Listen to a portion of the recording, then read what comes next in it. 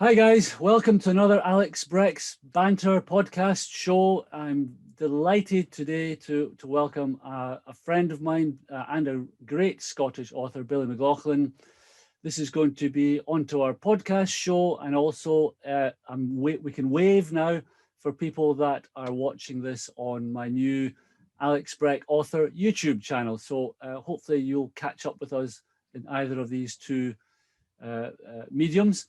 And I've been wanting to interview Billy for ages because we've never physically met in real life. We were just chatting about that a minute ago, but I feel like I know him really well. I've been a fan of his writing for ages, and we've collaborated in a couple of launches and stuff like that, but we've never really met before. So this is a chance for me to catch up with him as much as for you guys to find out about his prolific writing, to be honest. I think his first book, Billy's first book, came out, and I'm sure he'll correct me if I'm wrong, 2016. He's written a fantastic series of serial killer novels with a lead character, Phil Morris, which I love. And I think he's written about 8 books or so. So pretty prolific, and maybe he could teach me a thing or two about speeding up my writing. I won't go into too much detail about his books, but if I was to summarize them, I would say that they are, atmospheric, psychological, dark, and that comes from me who likes dark books. But what I love about Billy's writing is the added emphasis on relationships. He's really good about sticking in that knife, that emotional knife, and twisting it. If Billy was to run you over, he wouldn't just run you over, he'd reverse back over you again, just to add that little bit. And so that's what I love about his books. And I think a lot of other people agree with me, because he's doing, really well. I think his books get downloaded a lot. And so without further ado, I'm going to hand over to Billy and find out a bit more about him, his background, where he lives, wonderful Scotland, obviously, and his writing and his secret. How does he go about selling so many books? So over to you, Billy. Hi, nice to see you. That was quite a welcome, quite an opening gambit. So I especially loved the bit about reversing over somebody. It's quite funny actually, because we've been out in the garden today since we've got some kind of good Scottish weather, and I realised that we'd left the spade in the boot of the car from when I was actually getting. Like this when we had really bad snow, from shoveling up the snow. So I'd left it at the back of the car, and I'm saying, "Where's that spade?" And then I realised it's in the boot of the car. So I hope I never get stopped, and I hope I never do run anybody over with that in the boot of the car. So yeah, it's been an interesting few years, and it was really a happy accident with all the the kind of writing. It was something I'd always loved to do, but I think, and you'll know this yourself, Alex, it's really having the opportunity to self-publish, and when we had less opportunity before. You were really competing in a much smaller way. You couldn't get really your books out there unless you were published by one of the big houses. So it's really nice to be able to do it yourself, and the amazing support that we all give to each other, I think, really makes it possible. So yeah, it is a collaborative kind of industry. It's not, I came about writing as a happy accident as well. I mean, had business successes and business failures, and found myself after a massive business failure with nothing to do and lots of time to fill, and I'd always wanted to do it. But in my life up until that point, people would shoot you down and pull you down, and it's that crab thing, that they'll pull you out of the bucket rather than help you. But in the writing community, it's completely different. It's much more open, friendly, and supportive, and we're all we're not competing with each other. Yeah, I love that. And I also love this weather too, Billy. I think this could be this could be summer. This could be my favourite day of the year. Summer in Scotland. Yeah, the one day or something. I know, and I know you're right. And it's not just people who are writing and trying to get their work out there who are collaborating. You've got so many people in the background. We've got lots of support from blogs, from people who do things like this with the podcasts. Just running Facebook groups to in their own time, spending lots of time on it to help us get our work out there. It's just honestly, it is a community, and it's such a giving community. I think that's what people, when they buy our books or they download our books, they don't see all those people behind us who have helped and who have helped push. So, a big thank you to all of them. You all know who you are because we speak fairly regularly.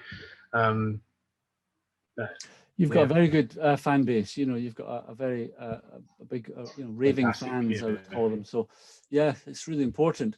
Where did you get your? I'm mostly related to the raving people. Well, yeah, that's really good. I was speaking to somebody online just recently who she's got a very successful online enterprise, and she's about the same age as me, and she's got 10 kids, and I'm like, oh, hey, 10 kids, And she goes, well, it's great because they're all grown up now, and she started young, and they're all in her business as well. So I wish I'd thought of that when I was younger, but never mind. Where do you get your ideas from, Billy? Are they all friends that you put in your books and bump off, or? Not really. Although I've started joking with people, who ask about that, and telling them that if they don't behave, they'll be in the next book. I've seen that. Yes. No, it's not really. People. Sorry, Billy. That's right. No, you're all right. No, it's just really sleepless nights, dreams that I have. Stories that I hear. You get inspiration everywhere, and there's so much stuff. Probably again, you'll probably appreciate this yourself. There's so much stuff that doesn't make it onto paper. You think, oh, that's a great story. When you wake up in the morning and you don't write it down, and by the time you think about it again, you've lost half the idea. So that happens a lot. I have a real keen interest in relationships, and you kind of touched on that earlier on about the, adding that dimension to it. I have an interest in the family dynamics, friendships, souring, all of that type of side of it. So I think it is good to include that, while still kind of weaving a mystery. And I think that helps sometimes when you're going to throw a twist in at the end. Totally. To have that. Totally, and also it makes it so much more interesting. I mean, who wants to read about a perfect person with a perfect life and everything's perfect? It's boring. So yeah, I love that, and you've got a really good slant on things, and you're good at just finding that little wee niggle and getting in there. So yeah, brilliant, really good. What do you think? What do you think it is about? I mean, I like the idea of having a lead character, having a series, and I try to emulate that myself. But you're Phil Morris, for example. What do you think it is about Phil Morris that has captured people's imagination and made them press that download button?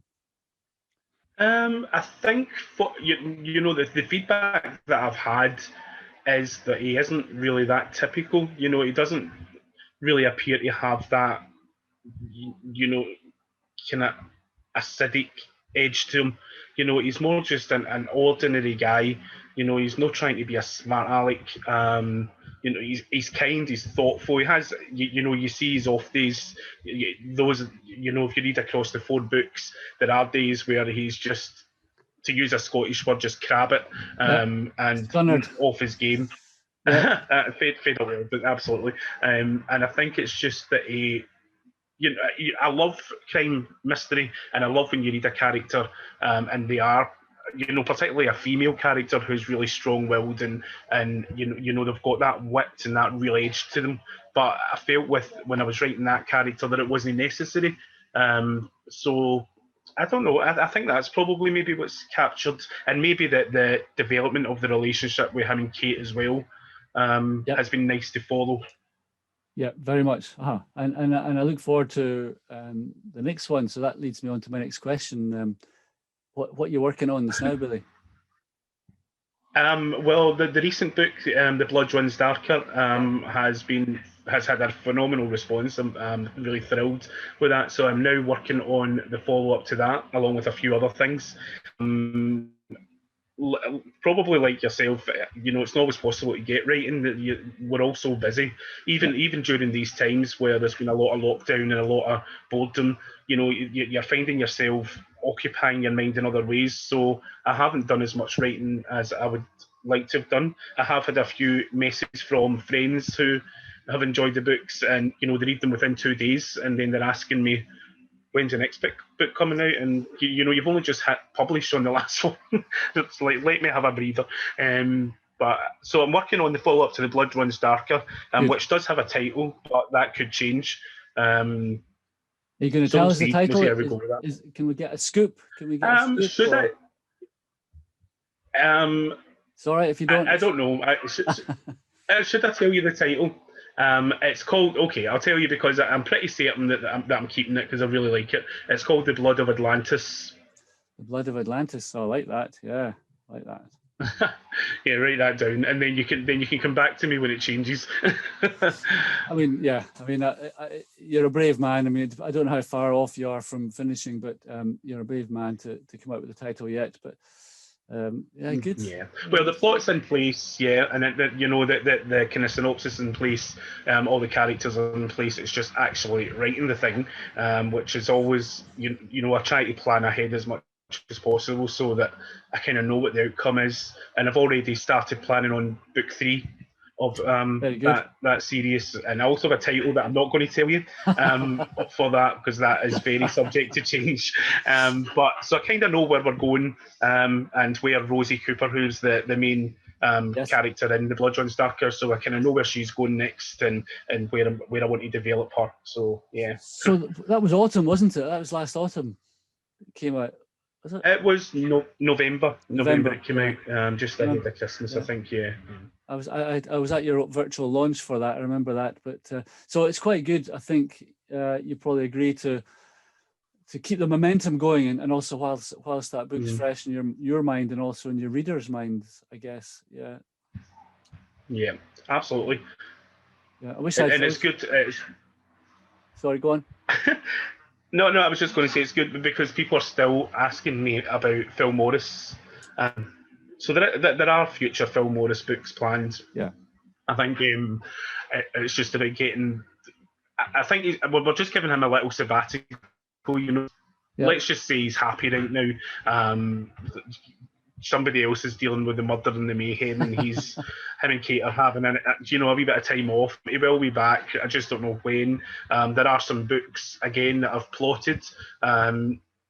And again, you plot some stuff and then you look at it and you think that's not going to work. That's never going to see the light of day. And then there's other things you get really excited about. So yeah, we'll see how that goes. I can tell you're the kind of writer who is always bubbling away with lots of different ideas. I mean, I think you hear people say that they get page fright or whatever, and they stare at a blank page and they just can't think of anything to write. To be honest, has never happened to me ever. It's more like I don't have the time, to do it. And I'm like you, I wake up in the middle of the night and I'm like, geez, I better get a pen and I wish I'd kept a notebook, beside my bed. But my missus doesn't. She doesn't want me to keep a notebook beside the bed at all. But that's the idea. Getting ideas isn't a problem for you.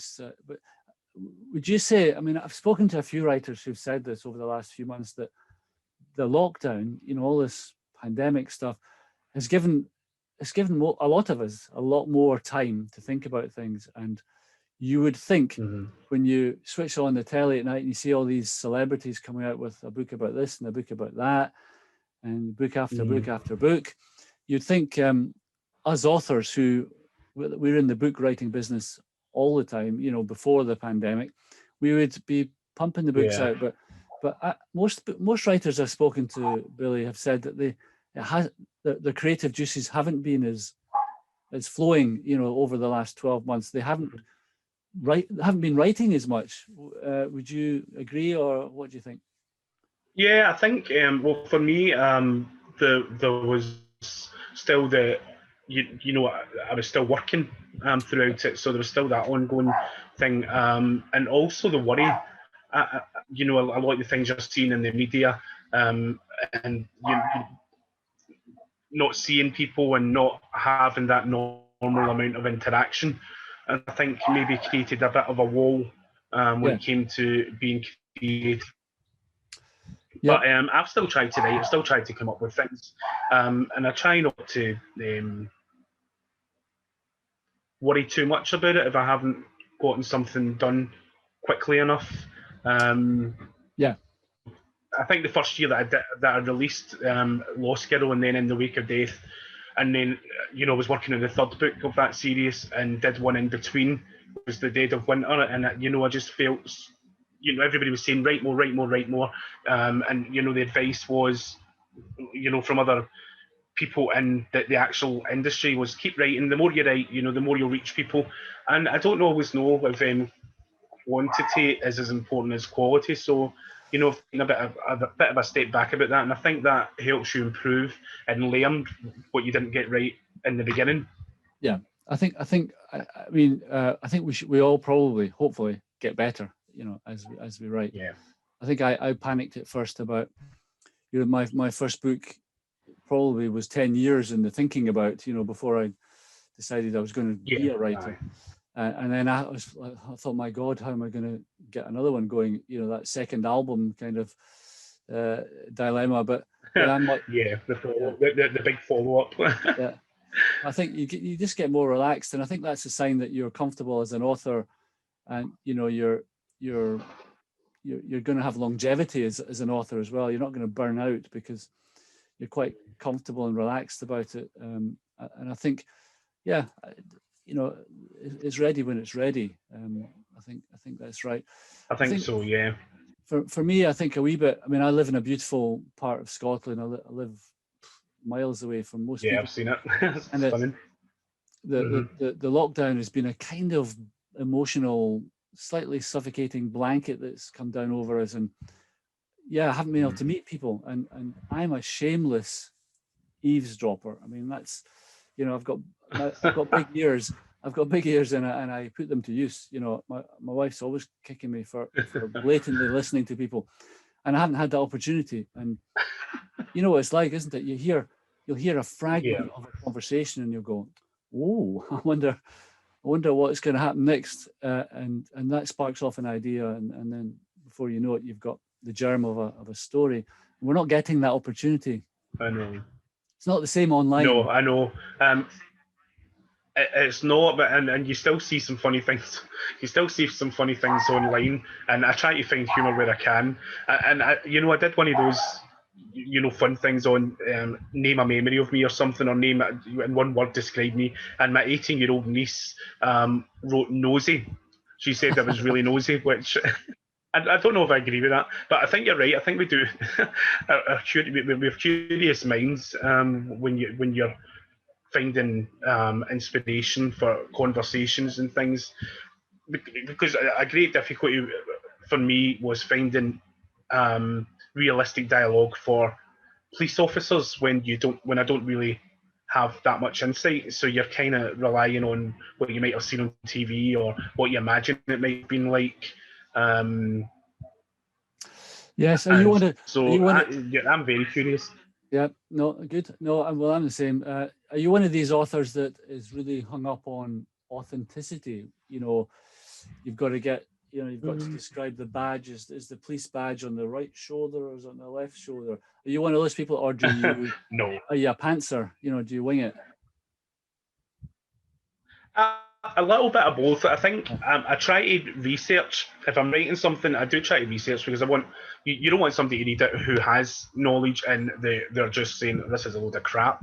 There's nothing realistic about this at all. But also, we're writing fiction, we're writing fantasy. You're inviting people into a world that doesn't have to be like the real world. Although I think I think the Glass Regent people seem to quite enjoy when I describe a street in Glasgow or a place in Glasgow, or just a personality that is very obviously Glasgow. But for instance, I don't use the kind of Glaswegian dialect, because I think is that you're then alienating your audience, taking away the possibility for the rest of the world to read it. You're right. Yep. I can't even write in Glasgow. I don't know how you are with that.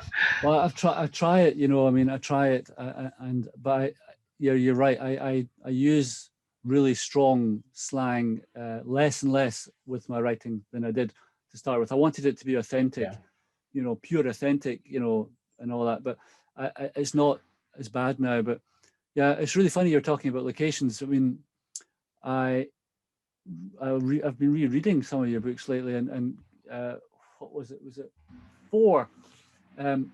Calder Street. Someone's getting bumped off in Calder Street in Govan Hill. I've got family from Calder Street. I know Calder Street really, really well, and I'll send them a copy of your book and see what they say. But how important is my wife and I that's where we lived before we came up to the Highlands. We were in just other side of the road. We're in Pollock Shields, Pollock Shields. Mm-hmm. But we what was I going to say? Lost my train of thought. How important do you think location is to writing? I think it's only important if the people from that location are reading it, because they will know if you haven't got it right. Actually, my book, The Dead of Winter, was actually 4 different locations spread out in Glasgow that just were amalgamated into one small area. And I know that people probably in Glasgow would have been saying, "Oh, I know where that is. I know that. Oh, they're nowhere near each other." But in that book, it's just one street, and at the end there's this cemetery, and then there's these woods. But anybody else in the world wouldn't probably know that. And I think, again, it's about lending yourself to a bit of fiction, being inspired by places rather than just recreating them completely. Absolutely. Yeah. And I don't think it did it any harm. Nobody ever said to me, "Oh, by the way, you've got that street name completely wrong, and that's not what that cemetery is," thankfully.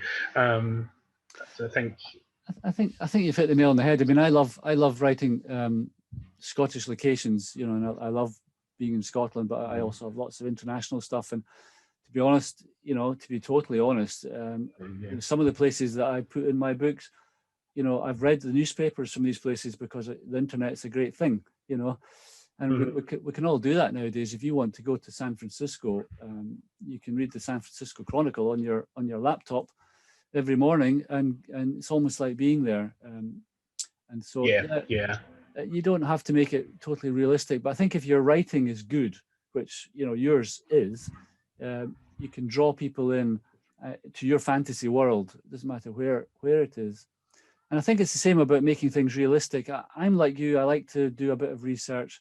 I wouldn't want to, a policeman or a doctor or somebody to call me up and say, "That's just doesn't happen like that. It's a load of rubbish." But at the same time, if your writing is good enough and you can make people believe that that's what happens, where's the harm in that? I think there's a balance, isn't there? I think definitely.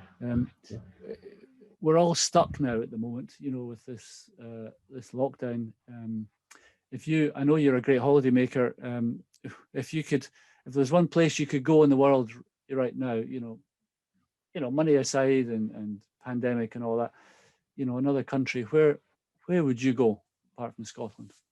Well, we were just talking about this today, actually. I mean, because we do have some holiday plans far in the future. But one of the places I would love to go is Geneva in Switzerland. Yeah. Why is that? What is it about Geneva? I don't know. I've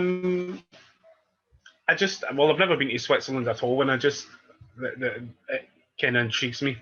I've seen